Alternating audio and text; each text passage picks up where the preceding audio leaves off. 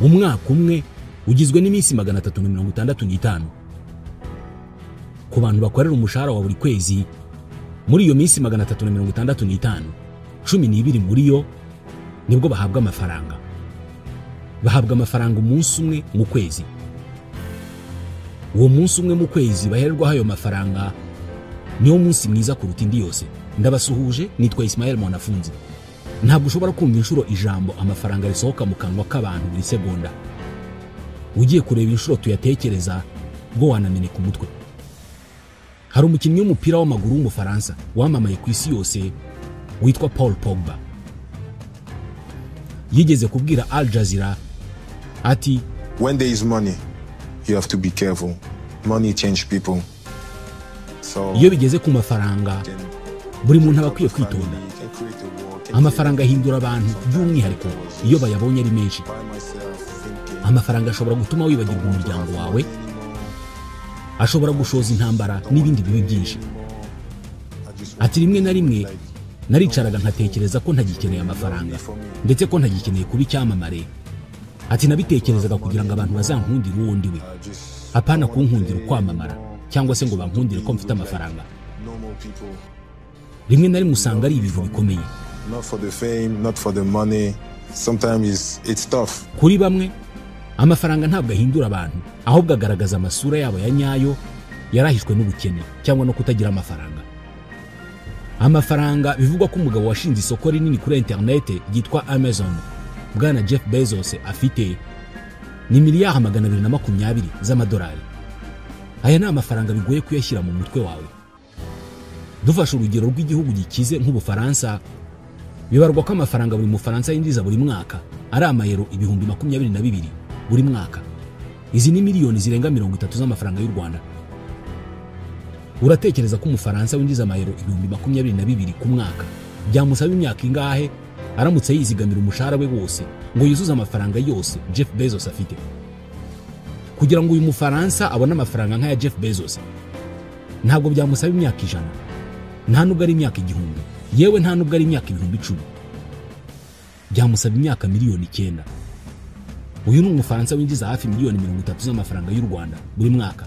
Hanyuma rero hari nawe. Aya mafaranga twese turayashaka, ariko azana n'impinduka zitagira ingano ku muntu yatunze. Bigenda bite mu mutwe w'umuntu utunze amafaranga menshi ku buryo agenda ahinduka, haba mu myitwarire ndetse no mu mibanire n'abandi, ku buryo abantu bose babibona? Ni iki kiba mu mafaranga n'ubutunzi bihindura uyatunze wese? Reka tubivugeho.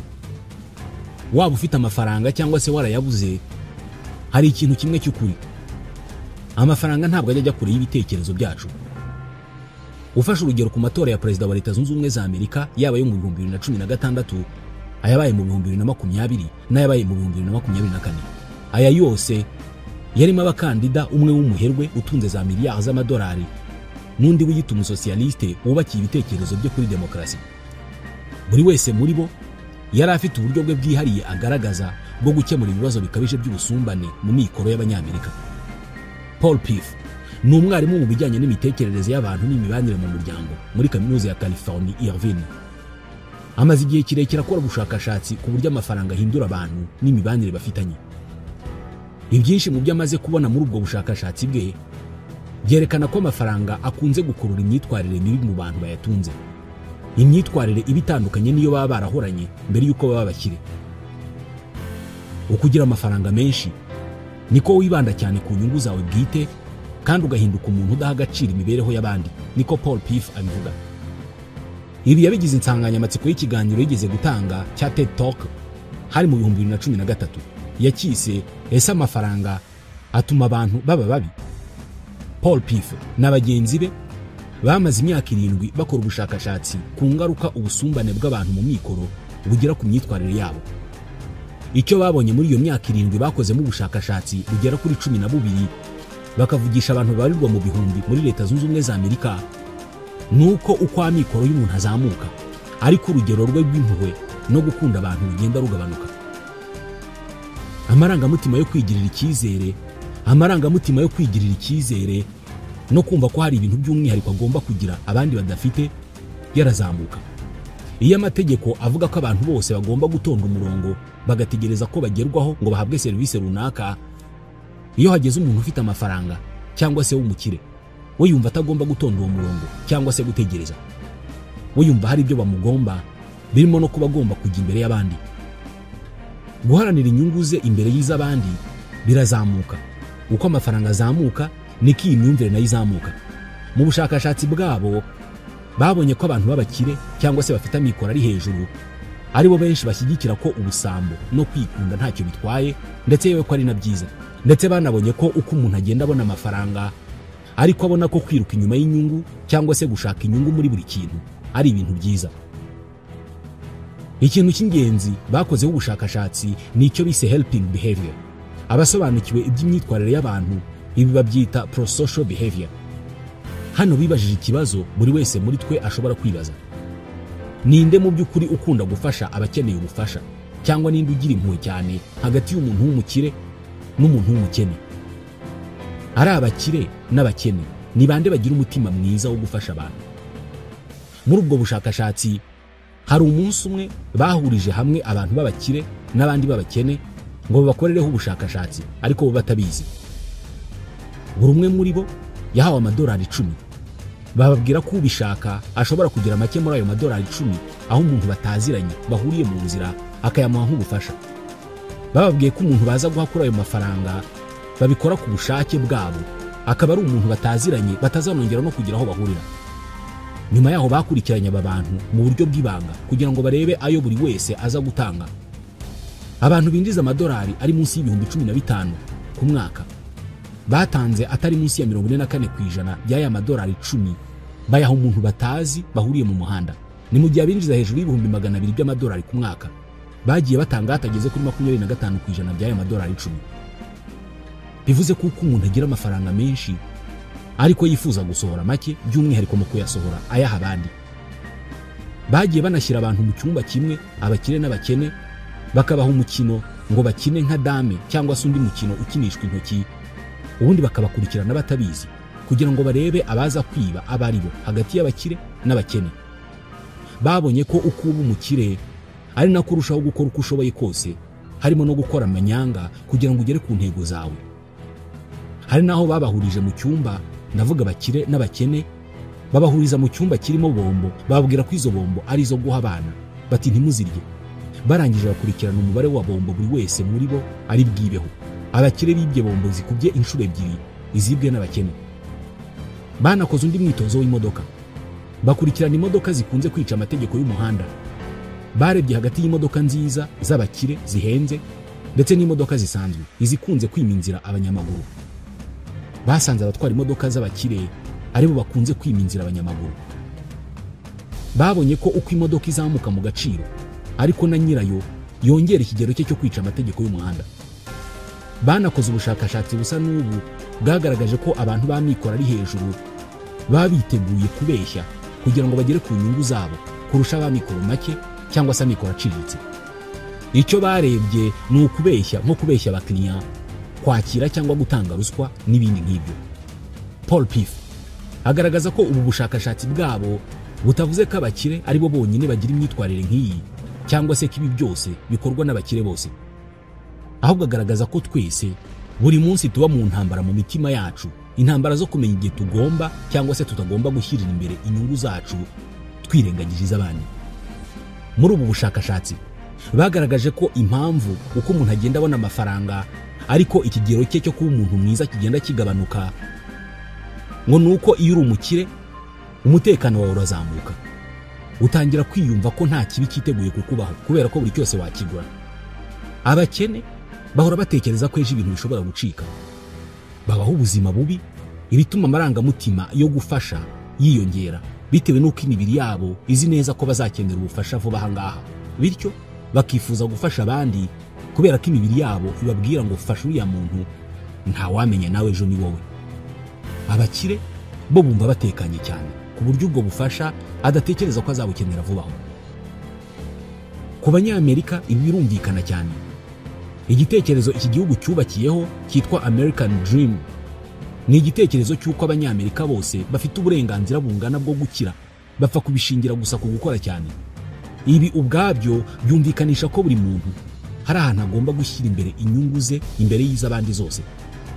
Gusa icyo babonye hano ni uko umuntu aba umukire cyangwa se uko ubutunzi bwawe buzamuka, niko n'ubushake bwo kubwongera nabwo bugenda buzamuka. Inzira byanyuramo yose niyo yaba iyo gukandagira abandi.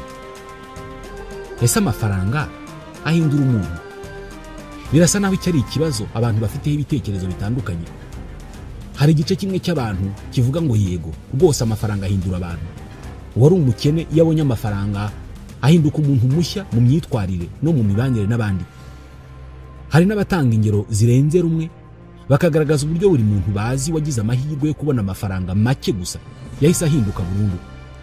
Imico ye, imyitwarire byose byarahindutse. Benshi bahuriza ku kuba abo bantu baratangiye kugira umutima mubi. Ariko hari n'abandi bavuga ngo oya, amafaranga ntabwo ahindura umuntu, ahubwo amafaranga agaragaza uwo umuntu ari we koko mu by'ukuri, ariko akaba atarabigaragazaga kubera mikoro make. Gusa ibi byombi ntabwo ari ibisubizo bihagije, kubera ko ntabwo bigaragaza ikibazo nyirizina. Niyo mpamvu ari ngombwa kurebera iki kibazo mu ndorerwamo y'icyo amafaranga ubwayo ari cyo. Ni icyo umuntu akora kugira ngo abone amafaranga. Iyo amaze kuyabona ubwo ni iki gihinduka mu mibereho ye. Icya mbere ni ngombwa kureba amafaranga nk'igikoresho cyo kuzamura ubushobozi. Ni ngombwa kandi kureba itandukaniro riri hagati y'amafaranga meza n'amafaranga mabi, kubera ko iki ni ikibazo kigizwe n'impande nyinshi zitandukanye. Reka tubanze tuvuge ku mafaranga nk'igikoresho cyo kuzamura ubushobozi. Hano birasaba gusubira inyuma cyane mu myaka. Kimwe mu bintu bya mbere abantu bavumbuye byabahaye ubushobozi bwo kwihutisha iterambere ryabo bakiza ku isi ni umuriro. Mbere y'uko umuriro uvumburwa, abantu bagomba kuba bari babayeho nabi cyane. Ubukonje bugomba kuba bwarabicagamo benshi, kandi kurya bigomba kuba byari bigoye. Ntabwo ushobora kumva uburyo kurya inyama mbisi cyangwa se kurya ibimera bidatetse rimwe na rimwe bisharira byari ikintu kidashimishije habe na gato. Washoboraga kurya ibimera cyangwa se ibindi biribwa umunsi wose, bikakugora kubihekenya kubera ko bikomeye, kandi byagera no mu nda bikagusaba igihe kirekire n'ingufu nyinshi kugira ngo umubiri wawe bigogore unabikuremo intungamubiri. Niyo mpamvu bavuga ko mu kuvumbura umuriro umuntu yari yiremeye igifu kiri hanze y'inda ye. Abantu bataravumbura umuriro nta nubwo baramaga, kubera ko igogora ni igikorwa kigora umubiri cyane. Igifu cy'umuntu cyashoboraga kumara amasaha arenga 24 kigerageza gusya inyama mbisi ndetse n'ibindi bimera bibisi umuntu yariye. Ibi bigatuma umubiri ukoresha ingufu nyinshi, cyane cyane ubwonko bwe. Ingufu nyinshi z'ubwonko zigiraga mu igogora, bigatuma abantu batanagira ubwenge buhagije. Ariko aho bavumburiye umuriro, inyama batangiye kuziteka no kuzotsa, maze kuzitapfuna bikoroha kandi bikihuta. Bakazohereza mu gifu, bisa naho akazi k'igogora karangiye, maze igifu ntikivunike cyane n'ubwonko bwabo ntibusabwe ingufu nyinshi, bityo n'ubwenge bw'abantu bukazamuka. Uku niko bavuga ko umuriro waje ari nk'igifu cya kabiri cy'umuntu kiri hanze y'inda ye.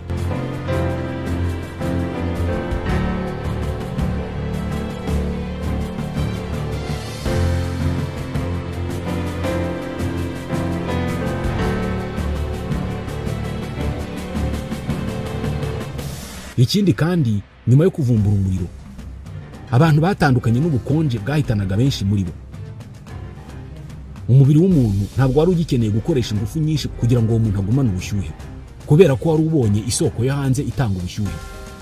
Watangiye kugikoresha ingufu nke mu gushakisha ubushyuhe. Uyu muriro kandi batangiye kuwutekesha ibyo kurya, bigatuma ibice bigize ibyo kurya bisaduka byoroshye, bityo umubiri ugashobora kubikuramo intungamubiri wihuta. Ibi byose bigaragaza ko umuriro wabaye igikoresho cyo kuzamura ubushobozi bwa muntu. Waduhaye ubushobozi bwo kubona byinshi ku kiguzi gito, kubona byinshi twashoboye bike, cyangwa se tukabona byinshi cyane ku gikorwa kimwe. Ikindi kintu cyahinduye ubuzima bw'inyoko muntu ni imashini ikoresha umwuka w'ubushyuhe, steam engine.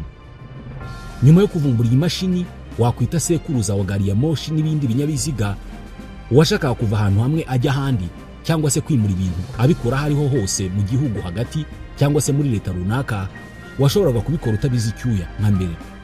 Mbere yaho byagusabaga imbaraga nyinshi cyane ndetse n'igihe kirekire. Hari n'ibyashoboraga kuba biremereye cyane ku buryo utanabasha kubyikorera.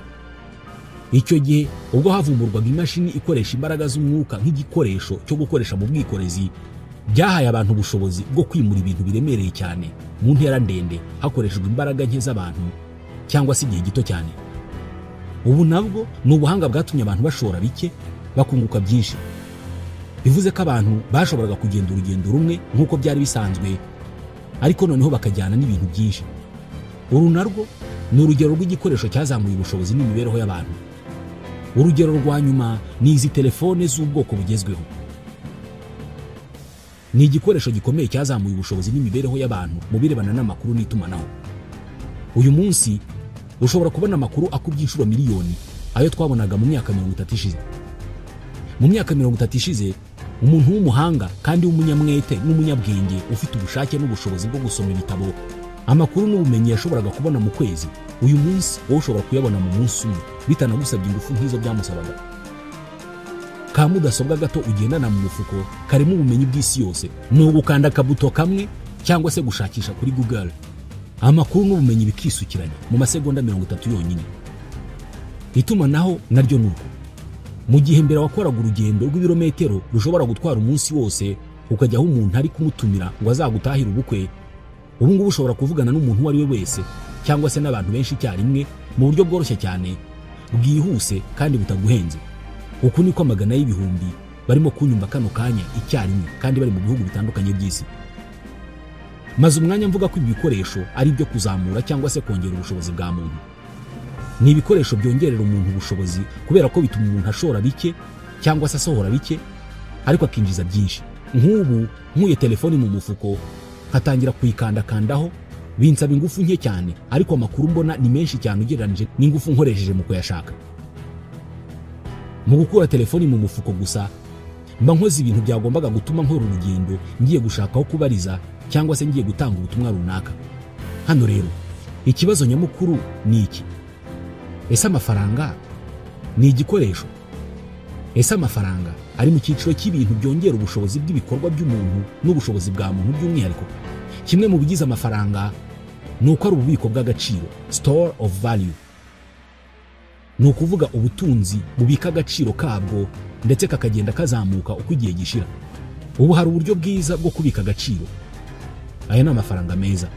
Hakaba n'uburyo bubi bwo kubika agaciro, ibi babyita amafaranga mabi. Kimwe mu by'amafaranga akora ni ukubika agaciro k'ubutunzi bwawe. Aya mafaranga ubwayo si ubukire ubwabwo, ahubwo ni igikoresho kibika agaciro k'ubwo bukire. Dore uko bikora: ujya ku kazi ukamara amasaha 8 ukora, ubugira ngo ubone uburyo bwo kubona inzu, ibyo kurya, ibyo kwambara n'ibindi. Abo ukorera aho kugira ngo baguhe inzu cyangwa se imodoka nk'igihembo cy'umurimo wakoze, baguha amafaranga. Uramutse ukoze ugahembwa, ariko ayo mafaranga uhembwe ukayabika ubuzima bwawe bwose kugeza upfuye utayakoresheje na rimwe. Byaba bivuze ko wamaze ubuzima bwawe bwose ukorera abandi, ukoresha amaboko n'ubwenge byawe kugira ngo uzamure ubuzima bwabo, ubagezeho ibyo bashaka, ariko wowe uzaba ufite amafaranga ariko udafite ubutunzi kubera ko ntacyo wigeze uyaguramo. Nibyo uzaba ufite amafaranga, ariko ayo mafaranga nta gaciro azagira kugeza igihe ugiriye ku isoko ukayagura ikintu runaka. Niyo mpamvu iyo babara ingano y'ubukire bw'abantu bavuga ngo Jeff Bezos afite miliyari 220 z'amadolari, si uko abafite izo noti zose zirunze ahantu, ahubwo ni ingano y'amafaranga yabona aramutse agurishije ibyo atunze. Hanyuma rero reka tugerageze kuvuga kuri cya kibazo cyacu ngo ese amafaranga ahindura umuntu? Ese abantu twari inshuti bagifite amikoro make, ariko ubu ngubu amikoro yabo akaba yarazamutse bagahinduka tukaba tutakibabona? Byatewe n'amafaranga babonye? Abasubiza yego kuri iki kibazo babihera hanini kuri bya bindi twavugagaho by'uko amafaranga ari igikoresho cyo kuzamura imibereho. Ubwonko bwacu buzi neza ko iyo udafite amafaranga, usibye kuba ubuzima bwawe buba bubi, n'abandi bantu icyubahiro bakaguhaye kiragabanuka kubera ko bazi ko nta kintu ushobora kwigurira. Niyo mpamvu mu rusengero, mu nama cyangwa se mu yandi mahuriro, umuntu ufite amafaranga yicazwa imbere iruhande rw'abayobozi nubwo nta kintu ashinzwe. Umujene w'umukire ahabwa icyubahiro cyinshi kurusha umusaza cyangwa umukecuru ufite amikoro make. Ingano y'amafaranga winjiza ndetse n'ibyo utunze bigira ikintu bihindura gikomeye ku buzima bwo mu mutwe bwawe, cyane cyane iyo wigereranije n'abandi bantu uzi cyangwa se utazi. Ibi byose turabizi kandi bishobora kugira ingaruka zikomeye ku buzima bwo mu mutwe by'umwihariko bw'abagabo. Hari inkuru ya BBC ivuga ibi ngibi. Umva iyi nteruro: byangiza cyangwa se bikomeretsa ishema ryawe ku rwego runaka iyo umugore wawe ari we winjiza amafaranga yose mukoresha mu rugo. Aya ni amagambo y'umugabo witwa Dave waganiriye n'ikinyamakuru BBC ku birebana n'uburyo kutagira amafaranga ku bagabo bitera ibibazo byo mu mutwe. Undi witwa Tom we yabwiye abakoraga ubwo bushakashatsi ati njye ndi umugabo, iyo mbwiye bagenzi banjye ko njya nsigara mu rugo bahita batangira kumfata nk'umunyantege nke cyangwa se umugabo utuzuye.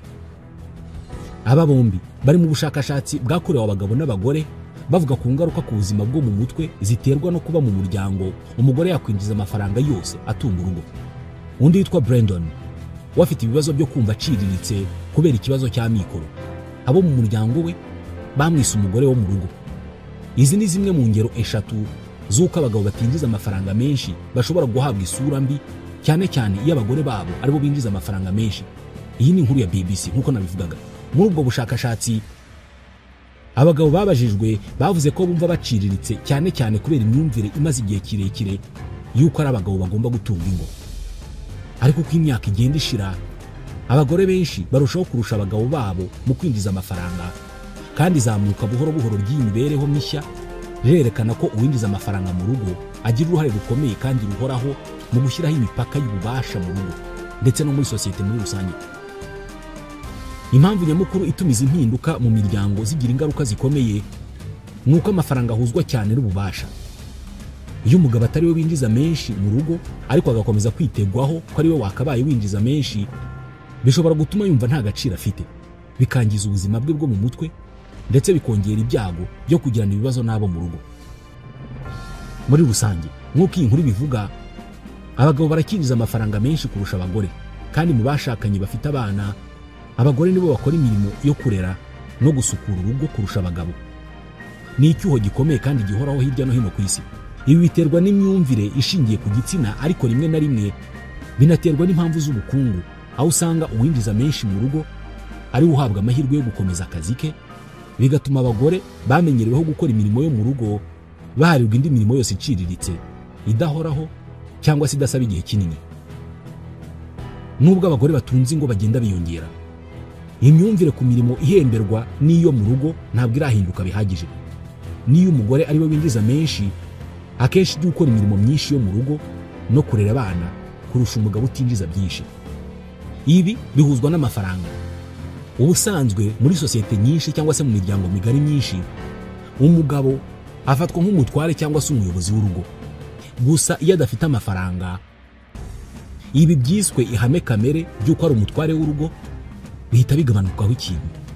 Iyi ni indi ngingo ishimangira ko amafaranga ahindura abantu ndetse ahindura imitekerereze y'abantu. Abagabo benshi baracyagaragaza kutanyurwa iyo batinjiza amafaranga menshi kurusha abagore babo. Ubushakashatsi bugenda bwiyongera bugaragaza ko iyo umugabo atinjiza menshi kurusha umugore ngo bishobora kugira ingaruka ku cyizere yigirira no ku munezero we. Gusa iyi ni imyumvire nanone igenda ihinduka bitewe n'aho isigana. Ijambo affluenza rikomoka ku magambo abiri y'icyongereza. Affluence bivuga ubukire na influenza rivuga gripe cyangwa se ibicurane.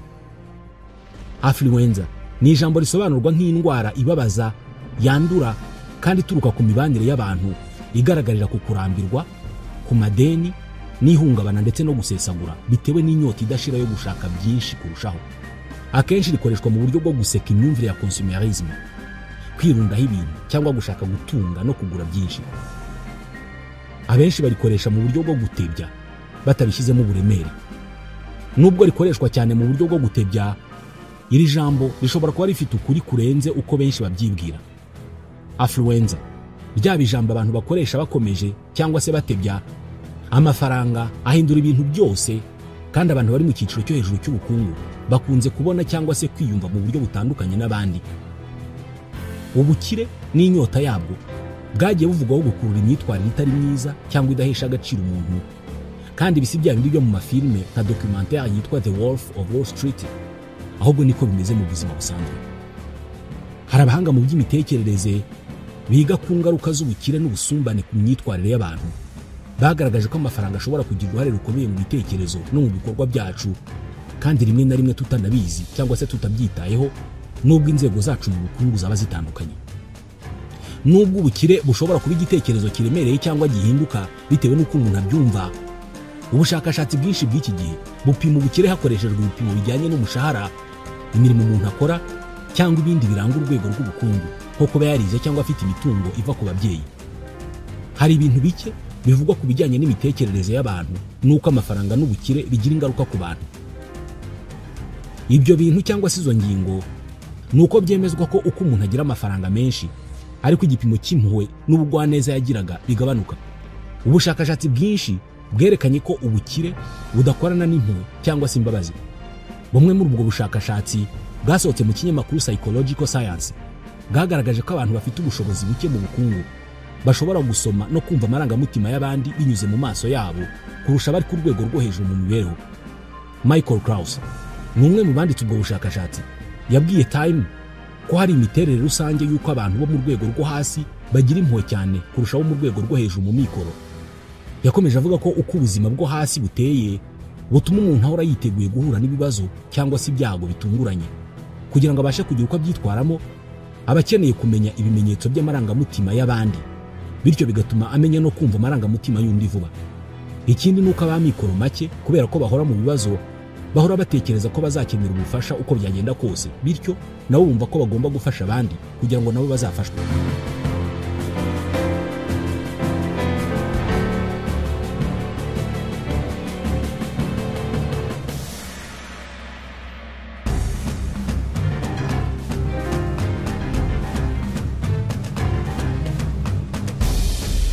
Ikintu cya kabiri kigaragaza uguhinduka kw'abantu bitewe n'uko babonye amafaranga ni uko ubukire bushobora kujyana n'ubuzererezi no kwishora mu biyobyabwenge.